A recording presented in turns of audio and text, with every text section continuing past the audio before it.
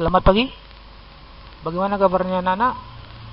Ya, mudah-mudahan dalam keadaan baik-baik semuanya, dalam keadaan sehat walafiat. Kita mulai pembelajaran pada pagi hari ini. Kita awali dengan berdoa terlebih dahulu. Berdoa dimulai. Berdoa selesai. Untuk indikator pencapaian materi kita masih dalam menentukan spesifikasi peralatan jaringan nirkabel. Jadi materi hari ini ada 3. Yang pertama adalah jenis-jenis teknologi jaringan nirkabel. Yang kedua, jaringan nirkabel 802.11. Yang ketiga, antena dan jalur transmisi. Ya, inilah yang akan kita kupas materi pada pagi hari ini. Ya, mohon kiranya didengarkan dan juga disimak video berikut. 1. Jenis-jenis teknologi jaringan nirkabel. Boleh diperhatikan gambar berikut ini. Ya, ini gambar bagan daripada teknologi jaringan nirkabel, di mana dia ada yang outdoor maupun yang ada yang indoor. Ya, gambar di atas itu ada namanya jenis-jenis perangkat wirelessnya. Yang pertama adalah access point, yang kedua ada wireless card VCI, yang ketiga wireless USB, yang keempat PCMCI yang kelima compact flash, yang keenam embedded. Ada 3 jenis jaringan nirkabel, yaitu yang pertama WPAN atau Wireless Personal Area Network, sebuah jaringan nirkabel pribadi. Jaringan nirkabel low range yang meliputi luas jangkauan hanya beberapa puluh meter saja. WPAN sama dengan jaringan nirkabel pada umumnya yang berfungsi untuk menghubungkan perangkat peripheral seperti printer, Android atau handphone, dan peralatan rumah lainnya, atau juga tablet atau VDA ke komputer.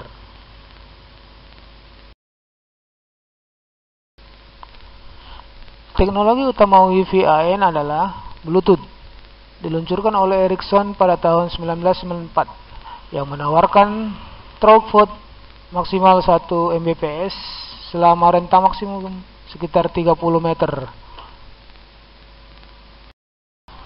Teknologi WPAN yang kedua yaitu Home RF atau Home Radio Frequency, diluncurkan pada tahun 1998 oleh kelompok kerja HMRF yang meliputi produsen compact HP, Intel, Siemens, Motorola, dan Microsoft lainnya.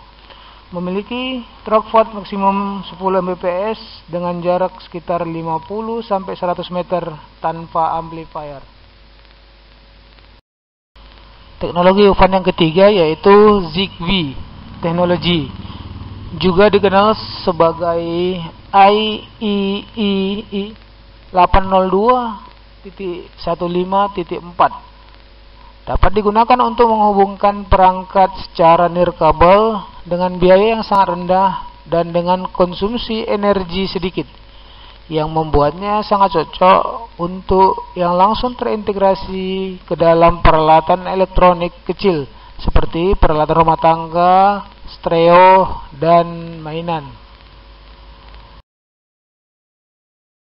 Yang keempat, teknologi WPAN-nya yaitu infrared.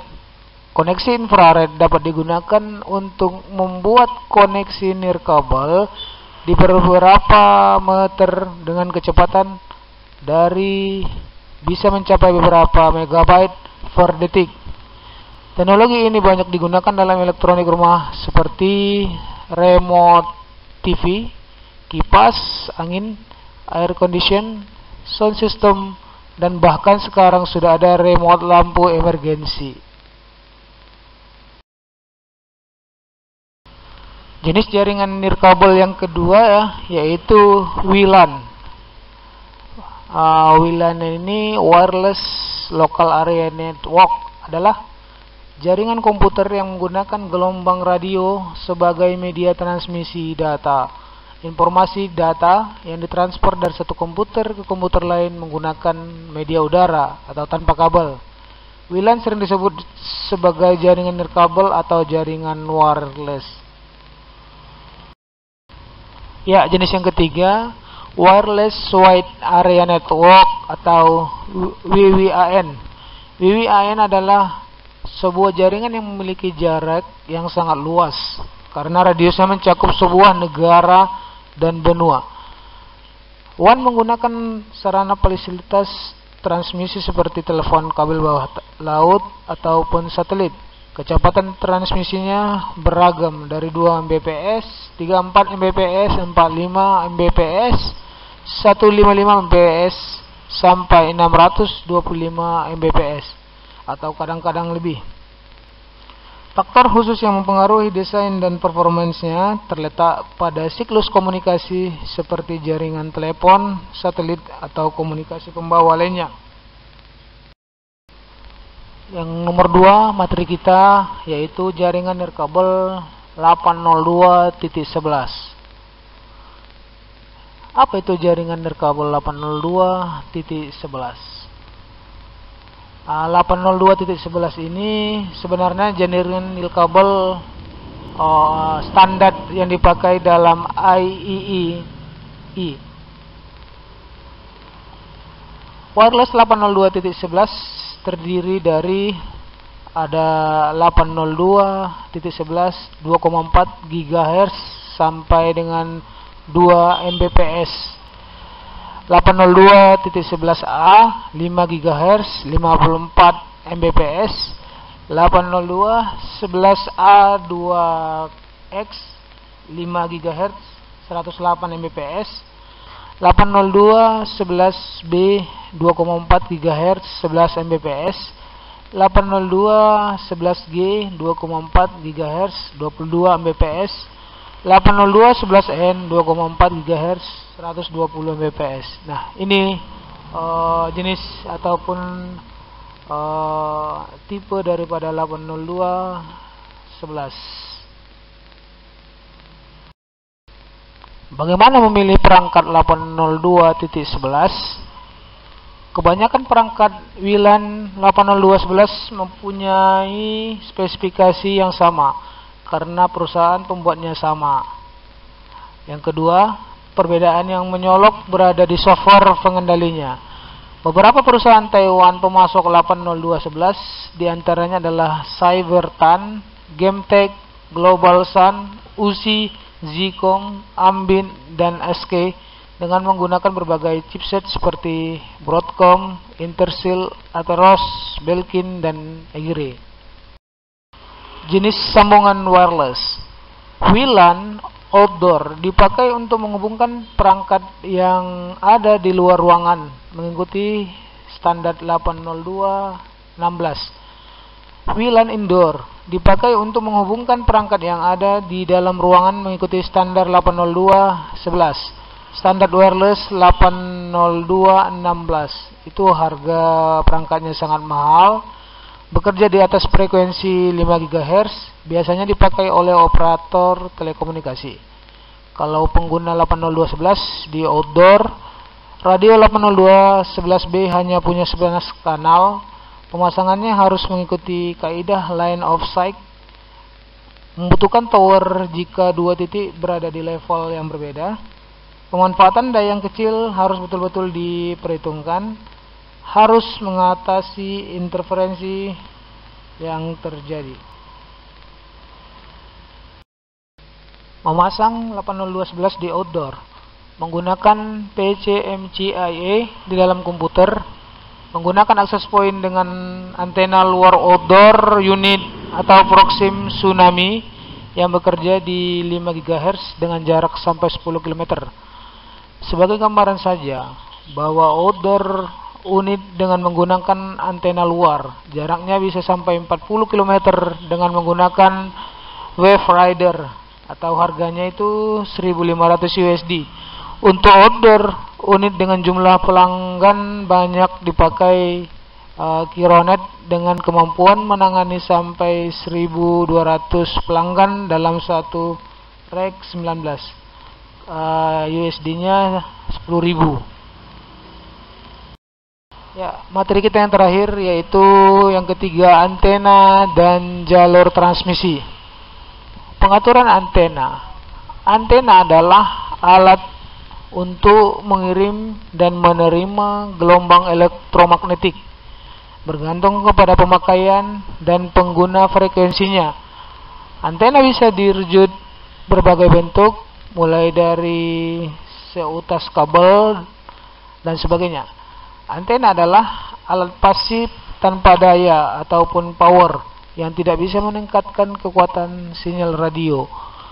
Dia seperti reflektor pada lampu senter, membantu mengkonsentrasi dan memfokuskan sinyal. Jenis-jenis antena pada jaringan nirkabel. Yang pertama, antena grid. Coba kalian lihat gambarnya seperti ini. Antena grid adalah sebuah antena yang cocok digunakan untuk antena WiFi Anda, atau bisa digunakan sebagai phone to point serta klien dari access point. Jenis antena yang kedua yaitu antena omni. Antena omni adalah sebuah antena pada jaringan yang fungsi utamanya adalah sebagai pemerluas area jangkauan, bukan untuk memperkuat sinyal. Fungsi penguat sinyal adalah pada radio atau access point. Jadi, antena WiFi hanya mempunyai kekuatan penguat pasif. Coba diperhatikan gambarnya. Jenis antena yang ketiga, antena flat. Fungsinya sama seperti antena grid, yaitu memfokuskan ke satu titik. Antena ini hanya digunakan untuk jarak yang dekat, tidak untuk jarak yang jauh, karena frekuensinya kecil. Lihat gambarnya.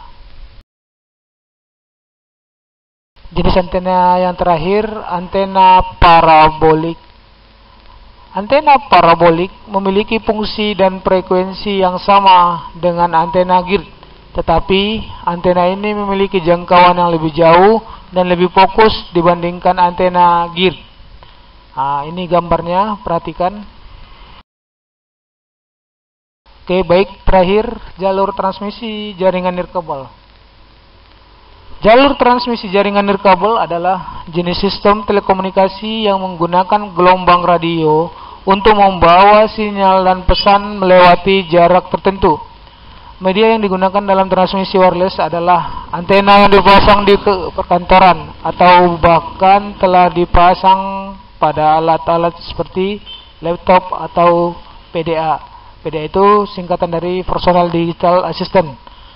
Pada dasarnya komunikasi wireless terdiri atas dua buah alat, yaitu transmitter dan receiver. Transmitter berfungsi untuk memancarkan gelombang elektromagnetik yang membawa sinyal, sedangkan receiver adalah alat penerima gelombang tersebut. Transmitter terdiri atas dua, yaitu jenis transmitter analog dan digital. Baik, demikian materi kita pada pagi hari ini. Kita lanjutkan diskusi di Google Classroom. Ya, semuanya segera buka ke Google Classroom-nya. Ya, kita diskusikan di sana. Apa yang mau ditanya boleh disampaikan di sana. Terima kasih. Ya, mohon maaf apabila dalam penyampaian ada kalimat atau kata-kata yang salah. Ya, demikian. Selamat pagi.